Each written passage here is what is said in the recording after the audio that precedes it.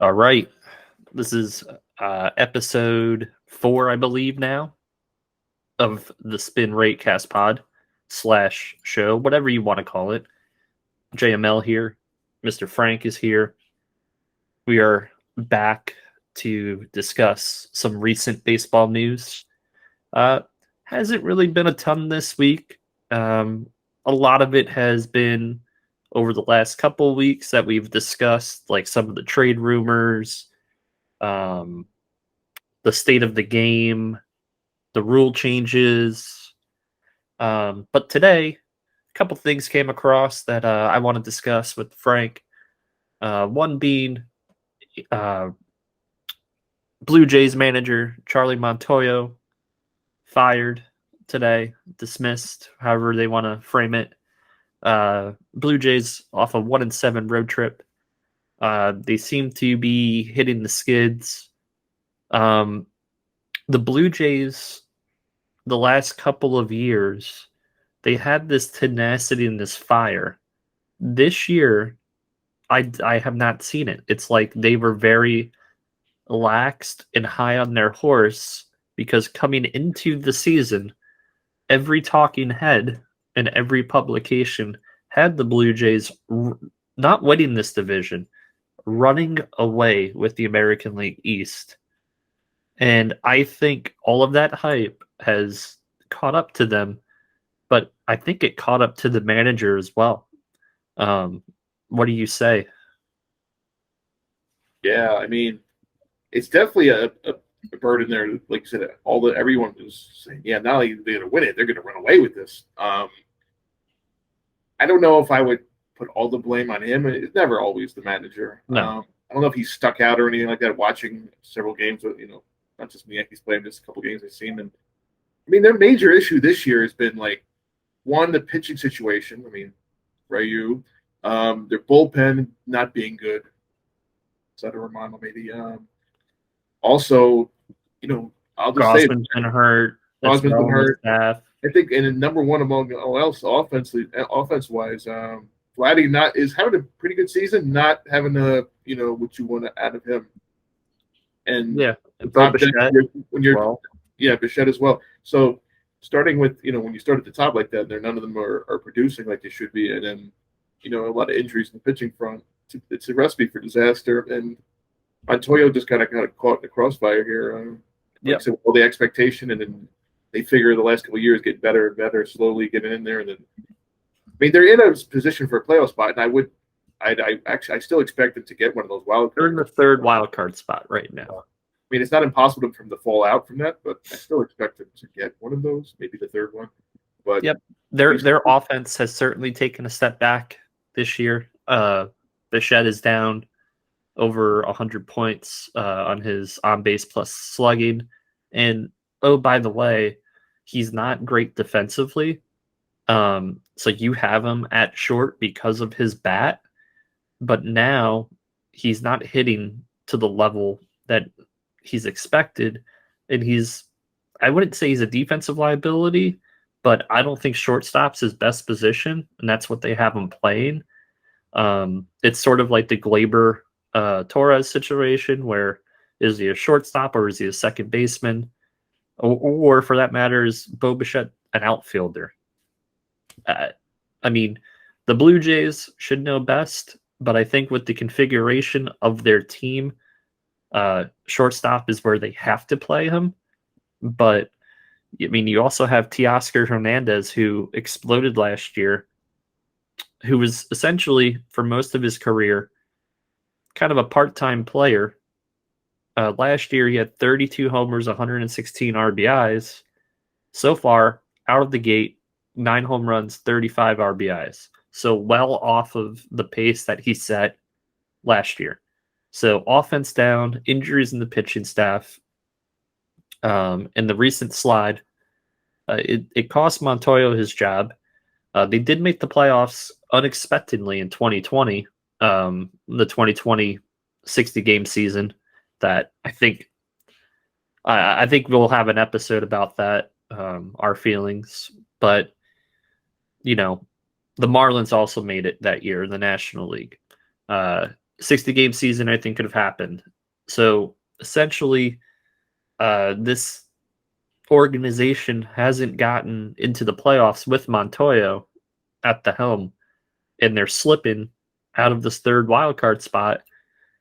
So they figured the brass over there, they had to make a move. So they make the move.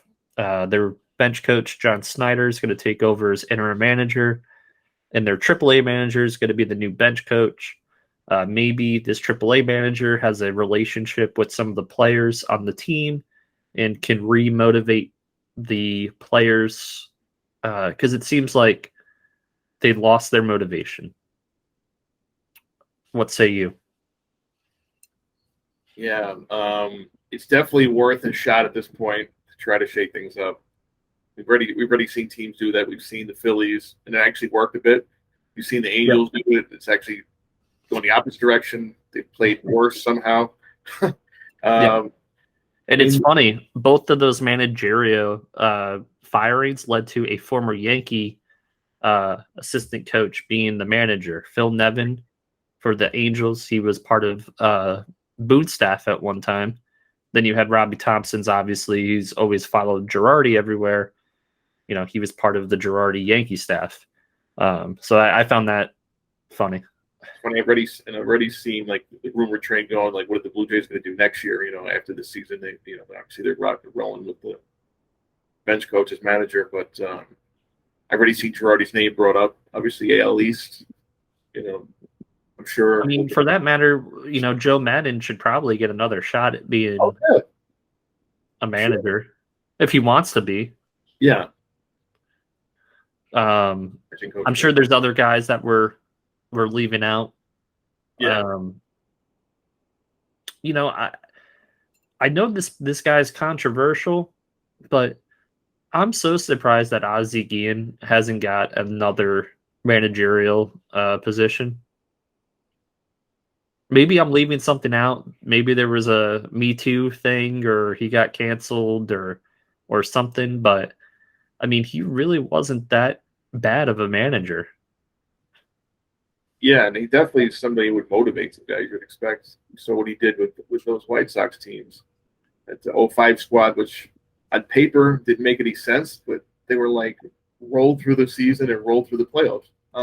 You don't win the World Series by accident. So he definitely would think would get another place somewhere. And he's still doing broadcasting, I think, for the White Sox. So it's not like he's outright canceled, like you said, or anything. I know he's had some controversies and everything like that, but you'd think somebody would take a chance on him. Yeah. The young team. You know, another guy that I think might get a shot eventually is Sandy Alomar Jr. He's on the Guardians staff with Francona. There's a lot of Latin players on the Blue Jays that may be a good fit. And obviously he is a coach for an American League team already. He's seen the league. He knows the players, knows the pitchers. I think he probably should have been a manager already. It just hasn't been there yet. But I think he's ready, especially under that Francona tree, learning under that Francona tree. So that's something to watch out for. Sure. And who knows? I mean, the Blue Jays might do well enough where they take the interim tag off of Schneider and he's the manager. So this is all speculation at this point.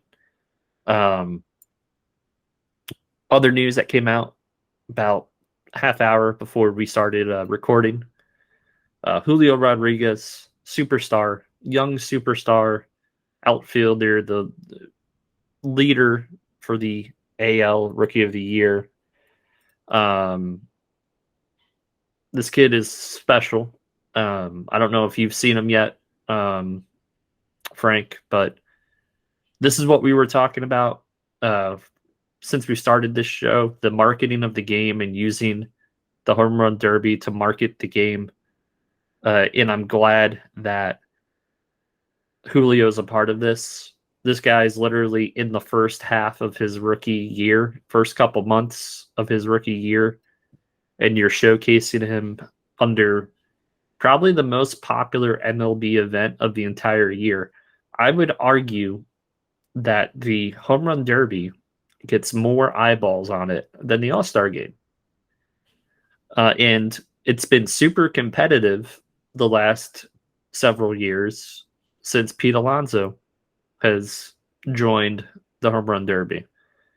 There's been this added flavor, and you see guys like Juan Soto, Acuna, Schwarber, and Pujols even throwing their names in the hat for this year's Home Run Derby. I'm excited about the Home Run Derby this year. I'm excited that they're showcasing some younger talent, and then giving Pujols his swan song in the Derby. What's your thoughts overall here? Yeah, like we talked about with marketing and everything, I'm definitely excited to see like a rookie star come in there and be here at the Derby. Like you said, the most popular event probably of the year outside of the regular season or the World Series, I should say. We saw what Judge did in his rookie year in the Home Run Derby. We've seen people become stars at the Derby. Yeah, for sure. Josh Hamilton, like basically overnight, like became a sensation. People, what's crazy is if you poll people or you ask them who won that Home Run Derby, everyone says Josh Hamilton, but he lost it to Justin Morneau. Right. Bobby Abreu, he also had a killer Home Run Derby performance. Yeah. And I think for even guys that were going to be first ballot Hall of Famers are like in the past, like Ken Griffey Jr., the fact that he won 3 home run derbies, like pushed him even higher up in the legends scale. Yeah, and I love that when you have these superstar players and they come back to it, they're like not afraid to do it again. Some players have been a little like weirded out by it. People don't like it. Maybe it messes up their season. But I think it's great when the superstars come out there and play. I know Stanton has talked about wanting maybe doing it in LA, his backyard there.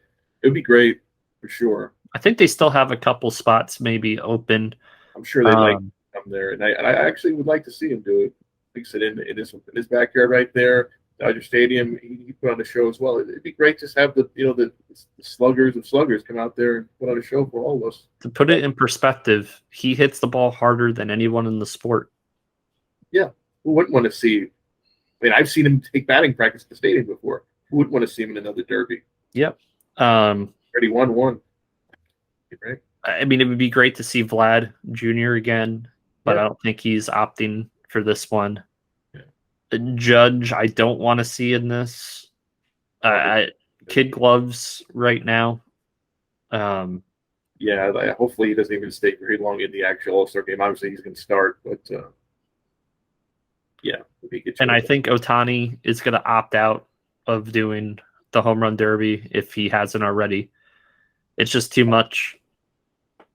Understandable. Trout pulled up lame last night, so I don't think he's going to do it. But someone like Stanton, you're wearing his shirt. Even someone like a younger player, they don't even have to be an all-star. Like there was times I remember there were guys in the home run, like Trey Mancini last year. I don't think he was an all-star, but he was in the home run derby. Yeah, they do allow others, people who didn't make the team, which I think is pretty cool. Yeah, Trey Mancini last year, he wasn't an all-star. Yeah. Why don't they? What they should do is every year they have an American League and a National League rookie in the home run derby. So you can have Julio Rodriguez, and then let's get O'Neal Cruz in the home run derby. Let's make it fun. Let's market this even better. This is the most well-marketed thing MLB does every year. But it was sliding a little bit until Alonso went in, and then everyone wants to compete with him now. But if they can market these young players that are in their rookie year, oh man, what a great, it's free advertisement for them. Sure. So I think O'Neal Cruz, Giancarlo Stanton, and imagine the average fan hasn't seen O'Neal Cruz yet. He's 6'7", plays shortstops, got a cannon of the arm. I mean, it's crazy. People are going to see this guy. Oh, wow. He's got power. See him on the national stage. I mean, a lot of guys, game like we already said, game stars like this when you would see them, even more so than the actual All-Star game, because I think they take this a little more serious and they have more fun with it. Yeah, see them out there, and they're really competing, which is great. They usually have like the kids or their family watching it on the side, and all good for the marketing, all good for the eyes on the game. Yeah, you see that going on. If you see people having fun, you're gonna have fun. And this is LA. I mean, they need to put on a show. Speaking of putting on a show, the New York Mets continue to. I mean, they're impressing me, but Max Scherzer, 2 starts now since coming off the IL. This dude doesn't miss a beat. And DeGrom, when he comes back, they're gonna. If you guys haven't bet on the Mets to make the World Series, I think you guys should. That team is just too good. They have too much pitching talent, and they have just enough offense to get it done. And it'll be interesting to see if our team gets there. I have my doubts again, especially with the way Houston continues to play. But yeah, at what point do we consider Max Scherzer, or do we? Is he the greatest pitcher of the last 20 years? The most dominant? I'd say he's one of the best, over the last decade or so, as far as big game pitchers. I mean, even going back to his days in Detroit. Yeah. I mean, he might be this generation's, Maddox, although a different kind of pitcher. So we're hitting so let's just say we did the last since 2000, right? Yeah. That was the tail end of Pedro's run. Okay. That wasn't the full run. It was the kind of the tail end of Randy Johnson. He won a couple Cy Youngs with the Diamondbacks. You had Johan Santana. You have Roy Halladay, right? CC Sabathia, Felix Hernandez. Obviously, currently we have Kershaw, Verlander, and Scherzer. I think Scherzer, if I had to, and DeGrom, we'll throw DeGrom in the mix. If I had to pick any of those pitchers one game to win me the game, I'm putting Scherzer on the mound. And we'll throw Garrett Cole on the list. He's been dominant. We'll throw Garrett Cole. But there's no one that wants the ball more that I've seen than Max Scherzer. And I definitely would feel 100% confident if I was watching a game. If you're a Mets fan, if you got him on the mound in Game 7, you got to feel 99% confident at the very least. Even probably more so than DeGrom. Although again, he's still coming back mid-year like that. But again, if you have those two guys, 1, 2, do you really need anything else? I mean, and I do think the Mets will be out there on the market trying to add some more pitching, just because you can never. They could add Luis Castillo for all we know. 100%. I could see that happening. If they have the prospect they're looking for. I would not. I don't think Cohen would have any kind of fear of just going for it. They were talking about Frankie Montas from Oakland as well prior to the season. Minnesota and the Mets had their eyes on him. He's definitely another guy, and he's apparently healthy now. He had a little bit of a shoulder issue. He's coming back, so expect his market to ramp up as well.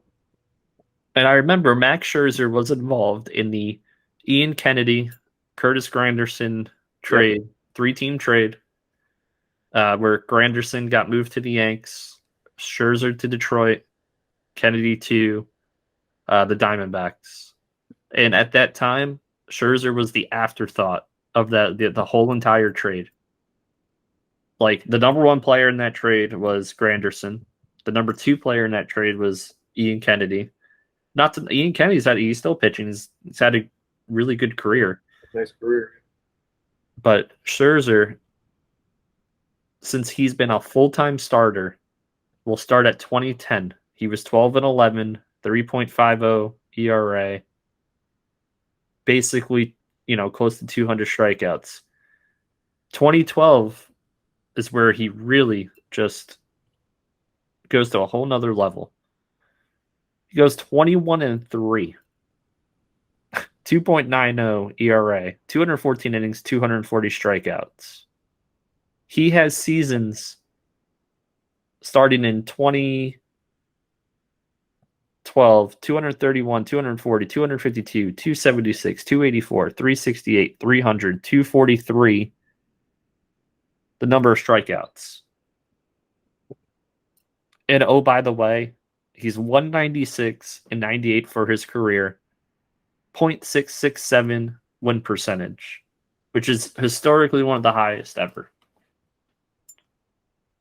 Oh, and he's got 3,100 career strikeouts. So, 3 Cy Youngs, been the runner-up a couple times, third place.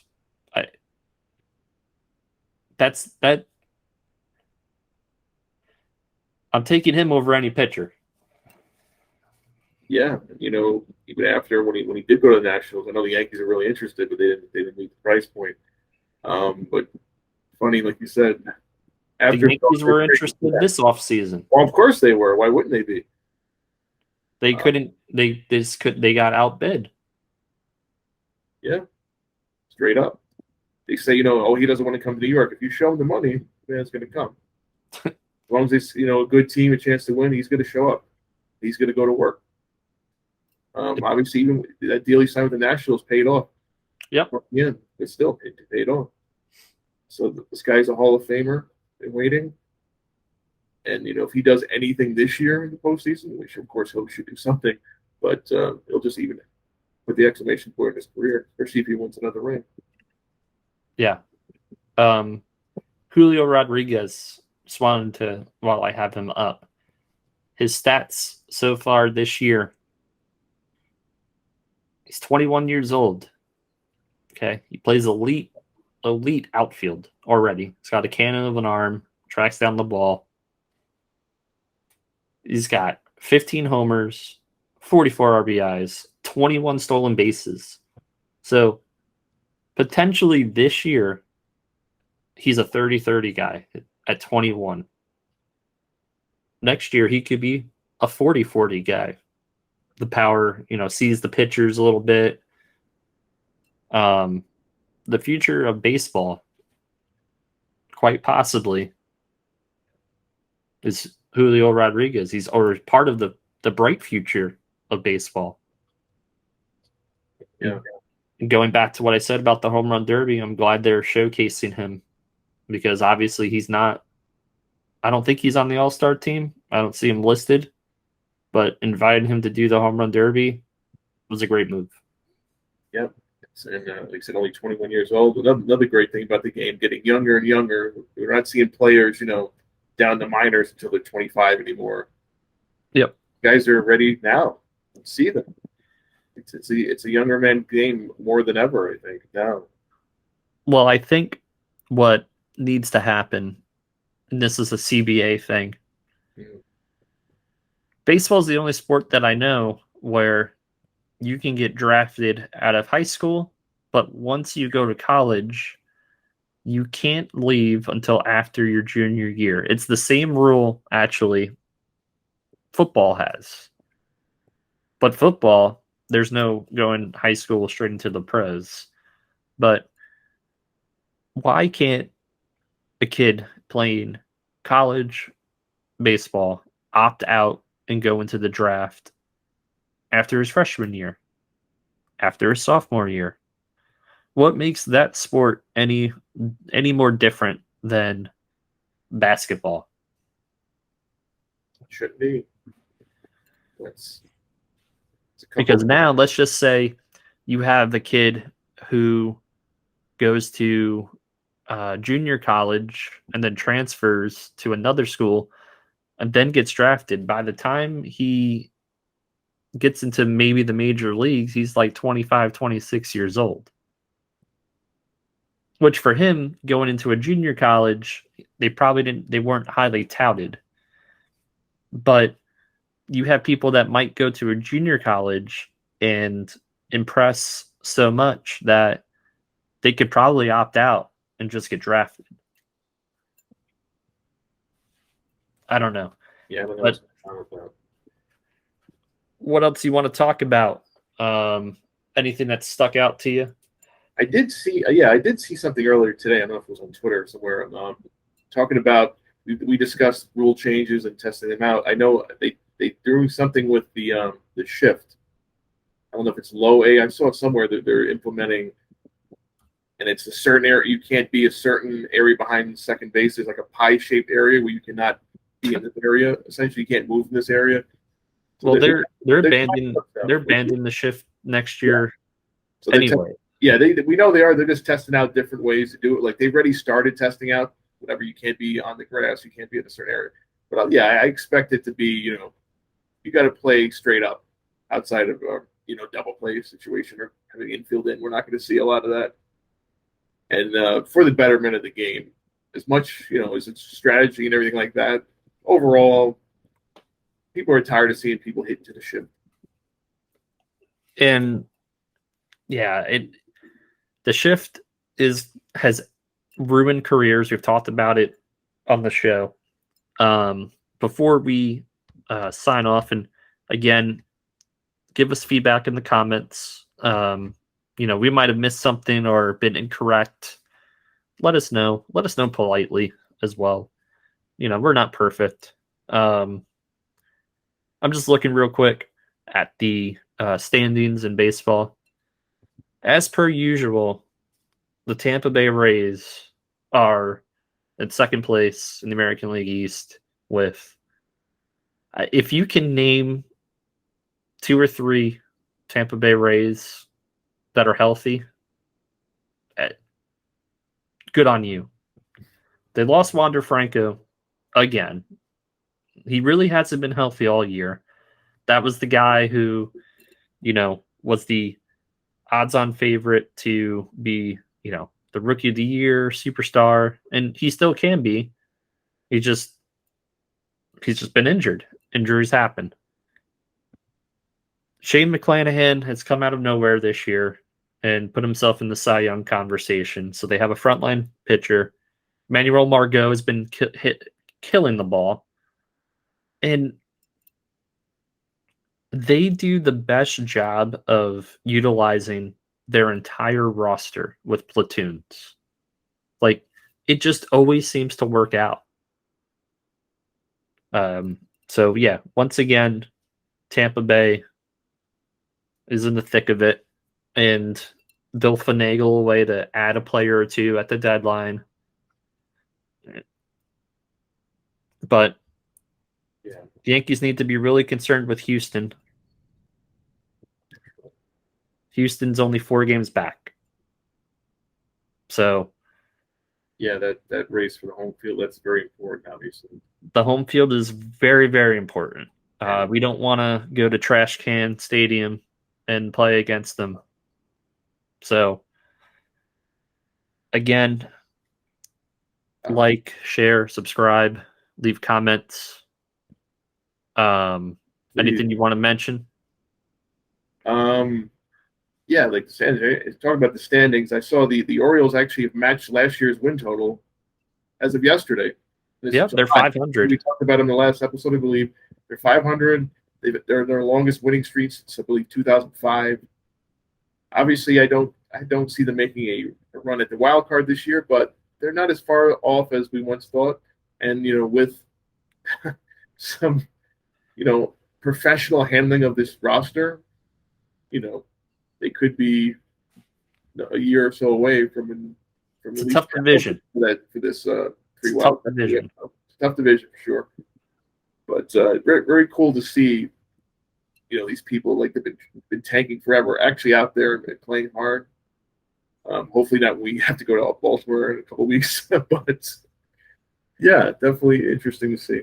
And they've done it with arguably the ace of the staff, John Means, has been there, and they just continue to win ball games. You have Mountcastle there. Rochman got called up. Cedric Mullins is a very good player. There, the AL East is a buzzsaw. It's a very difficult division, and the Yankees have a lot of AL East games left on their schedule the second half of the year. That's why we need the reinforcements. I think we'll get them. They have to go all in on this year because the uncertainty of Judge coming back. So you don't know what your roster. I mean, that's a big void. If you were to lose Judge, that's a big void. Yeah, and as Cole gets older, he's still in his prime. You kind of got to take advantage of Exactly. biggest opportunity, which they didn't do. I don't think the last time in 2019, when obviously they weren't doing as well as this, but they pretty much ran away with the division. They didn't go all in, and it cost them. We shall see, but I think they're pretty motivated to win this year. I expect them, like you said, to get the reinforcements they need, and get the rest for the guys that need rest. And we know they're not going to stand that. You can't play 750 ball forever, and they've had I think 5 or 6 in their last 11 games. It's going to happen. You're going to have some meltdowns. Exactly. So don't panic, everybody. Yep. Are ready to jump off bridges, but what I think I'm going to do, and I just thought of this now, is during the home run derby, I'm probably going to go do a live stream. Obviously, I can't show it, but my reaction to what I see, some commentary. So I'm definitely going to do it. If you want to join me that night, you can. You can come in and out if you want. But I think that would be pretty cool and something we can add to our channel. With that being said, thanks everyone for tuning in. This is JML, Mr. Frank. As per usual, good night and good luck. Take care. Farewell.